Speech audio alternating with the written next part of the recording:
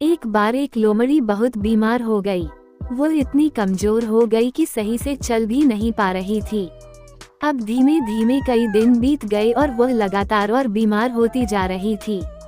उसे समझ में नहीं आ रहा था कि वह करे तो क्या करे।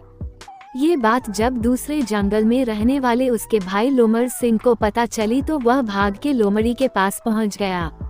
लोमड़ी ने सब कुछ बता दिया और बोलने लगी कि लगता है उसके पास अब ज्यादा समय नहीं है। उसका भाई लोमड़ सिंह बोला कि आप चिंता मत करो, मैं आपको ठीक कर दूंगा। अब वह अपने ही जंगल के कछुआ हकीम के पास पहुंचा और अपनी लोमड़ी बहन के बारे में बताते हुए उसे ठीक करने के बारे में हाथ जोड़ के कहने लगा। कछुआ हकीम समझ गया कि अब जब इतने सारे दिन हो गए हैं और लोमड़ी ठीक नहीं हो पा रही है तो ये पक्का वही बीमारी है जो 100 साल पहले उसे हुई थी। कछुआ हकीम बोला कि देखो भाई, आपकी बहन ठीक तो हो जाएगी लेकिन उसका इलाज बहुत कठिन है।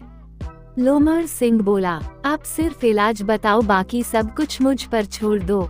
कछुआ हकीम बोला, तो सुनो, सबसे पहले तो अपनी लोमड़ी बहन को बोलो कि आज रात उसे हर हाल में आधी रात को उस तालाब में डुबकी मारनी होगी जिसमें वो सबसे खतरनाक मगरमच्छ रहता है, क्योंकि उस तालाब के बीचों बीच पानी में एक ऐसा छोटा सा पेड़ है जिसकी जड़ ने उस तालाब के पानी को अमृत बना दिया है।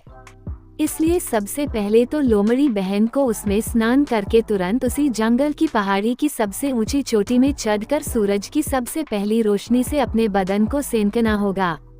लेकिन याद रहे, स्नान और सूरज की रोशनी का जो नियम है वो टूटे नहीं, अन्यथा कुछ नहीं होगा। इस नियम से लोमड़ी बहन के शरीर की बाहरी सारी बीमारी ठीक हो जाएगी। अब आगे सुनो, लोमड़ी बहन के शरीर के अंदर की बीमारी ठीक करने के लिए उसके अगले दिन तुम उसी तालाब में जाओ और पानी के अंदर जो पेड़ है उसकी जड़ का छोटा सा टुकड़ा ला के मुझे दो। उसमें कुछ और जड़ी बूटियों को मिलाकर मुझे लोमड़ी बहन के लिए दवा तैयार करनी होगी, तब जाके लोमड़ी बहन पहले की तरह एकदम ठीक हो पाएगी। अब लोमड़ सिंह तुरंत अपनी बहन के पास पहुंचा और कछुआ हकीम की सारी बात उसे बता दी। लोमड़ी बोली, अरे भैया, ये सारी चीजें करने से मैं और जल्दी मर जाऊंगी क्योंकि ये सब करना मेरे बस में नहीं है। तभी लोमड़ सिंह बोला कि बहन, इस काम में मैं तुम्हारा पूरी तरह से साथ दूंगा, बस तुम्हें हिम्मत के साथ काम लेना होगा। लोमड़ सिंह ने किसी तरह से लोमड़ी को तैयार किया और आधी रात को लोमड़ी को लेके उस तालाब के पास पहुंचा। लोमड़ सिंह ने आवाज लगाई, अरे हो मगर के मच्छर दम है तो जरा अपना चेहरा तो दिखा, मैं भी तो देखूं तुझे। सारे जानवर तुझे बहुत खतरनाक बोलते हैं, जरा मैं भी तो देखूं तू कितना खतरनाक दिखता है। इतना सुनते ही मगरमच्छ गुस्से से तमतमाता हुआ भागता हुआ चला आया तालाब के किनारे। लेकिन मगरमच्छ तालाब के पानी से बाहर नहीं आया क्योंकि उसका पानी के बाहर आना जंगल के नियम के खिलाफ था और ये बात लोमड़ सिंह को अच्छे से पता थी। और मगरमच्छ चिल्ला के बोला, किसने अपनी मौत को बुलाया है? लोमड़ सिंह बोला, अबे मैंने ही तुझे आवाज लगाई है, जरा बाहर आ, तुझसे 2-2 हाथ करनी है। मगरमच्छ बोला, क्या तुझे नहीं पता जंगल का नियम? जो पानी में रहता है वो पानी से जमीन में नहीं आ सकता और जो जमीन में रहता है वो जमीन से पानी में नहीं आ सकता। तेरे अंदर अगर दम है तो तू पानी के अंदर आके दिखा। लोमड़ सिंह बोला, चल मान लिया कि इस नियम को हम दोनों नहीं तोड़ सकते हैं, लेकिन मुझे आज ही पता करना है कि हम दोनों में ज्यादा ताकतवर कौन है। आज या तो तू नहीं या फिर मैं नहीं। इतना कहते ही लोमड़ सिंह ने बोला कि बहन, मैं इस मगर के मच्छर को यहाँ उलझा के रखता हूँ और तुम तालाब के दूसरी तरफ से जाके धीमे से तालाब के पानी में एक डुबकी मार आओ। तुम बस मेरा इशारा देखते रहना। लोमड़ी ने बोला कि भाई, मुझे तो बहुत डर लग रहा है।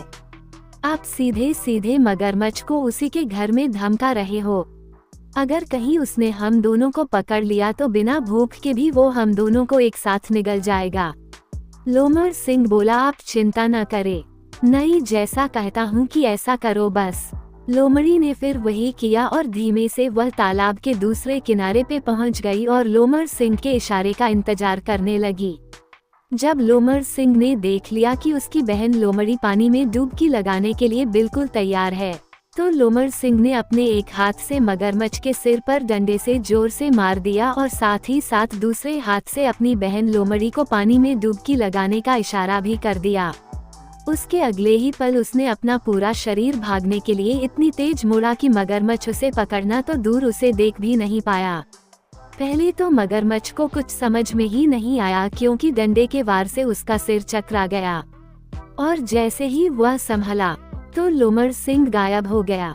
वो गुस्से से बहुत तेज चिल्लाया, बेटा अगर जंगल का ये नियम न होता न तो तुझे मैं पकड़ के लेके यहीं आता और यहीं खाता और न जाने क्या क्या बड़बड़ाता रहा।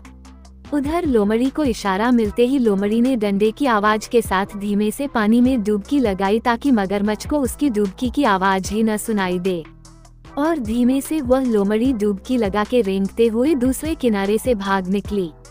फिर दोनों एक साथ जंगल की उस पहाड़ी में पहुंच गए जिसकी सबसे ऊंची चोटी में पहुंच के सूरज की पहली रोशनी से लोमड़ी को अपना बदन सिनकना था।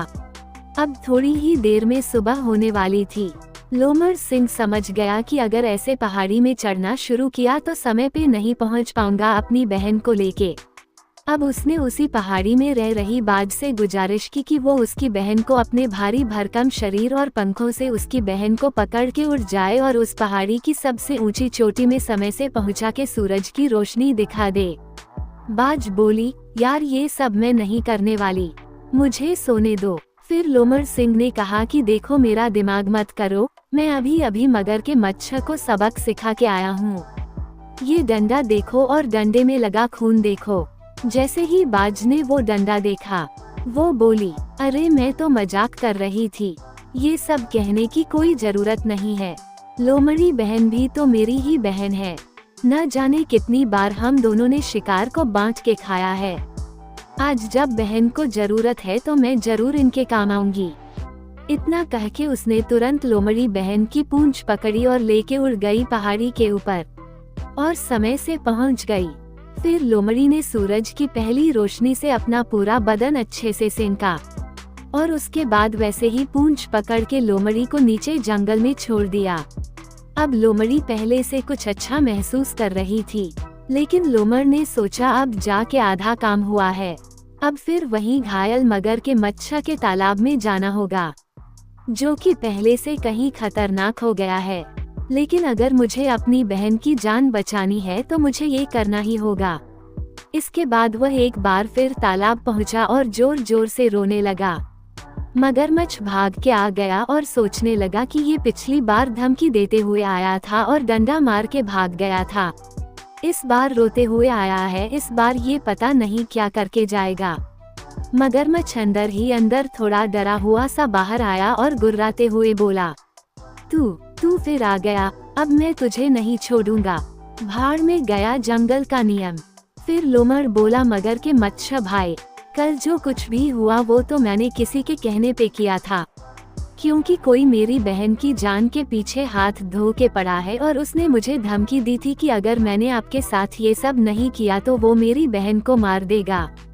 मगर की आंखों में आंसू आ गए और अपना मुंह छुपाते हुए बोला, गुस्सा होने का बहाना बनाते हुए बोला, चल बता क्या हुआ और कौन है जो मेरे और तेरे पीछे पड़ा है। लोमड़ ने बोला कि आपका भाई है क्या जिससे आपकी दुश्मनी हो। मगरमच्छ बोला, भाई तो नहीं है, क्योंकि सबको तो मैंने यही बहुत पहले डुबो के मार डाला, अब ये कौन सा नया दुश्मन पैदा हो गया। मगरमच्छ बोला, मुझे नहीं पता ये कौन सा नया मगरमच्छ आ गया जो मुझसे दुश्मनी लेना चाहता है। लोमड़ सिंह बोला, वो एक नहीं है, उसके पास कई मगर के मच्छरों की सेना है और वो इसी तरफ आ रहा है। मैं इसी बात को सोच के रो रहा हूँ कि आपका अब क्या होगा। आप इतने अच्छे हो फिर भी वो सब आपको जान से मारने आ रहे हैं। इतना सुनना था कि मगरमच्छ ने अपनी दम दबाई और बहुत तेज भागता हुआ दूसरे किनारे से दौड़ लगाते हुए निकल गया। उसने इसके बाद किसी तरह का कोई प्रश्न किया ही नहीं। अब लोमड़ बोला, लोमड़ी बहन, इससे पहले कि उस बेवकूफ मगर के मच्छर को सब पता चल जाए, जल्दी से पानी के अंदर जाओ और पेड़ की जड़ लेके आओ। लोमड़ी भाग के गई और पेड़ की जड़ लेके आ गई। फिर दोनों ने वो जड़ जाके कछुआ हकीम को दिया। कछुआ हकीम ने सारी जड़ी बूटियों को मिलाकर दवा बना के दी। जैसे ही लोमड़ी ने वो दवा खाई, वो पूरी तरह से ठीक हो गई। लोमड़ सिंह ने कछुआ हकीम को धन्यवाद दिया और दोनों भाई बहन आराम से पहले जैसी जिंदगी जीने लगे।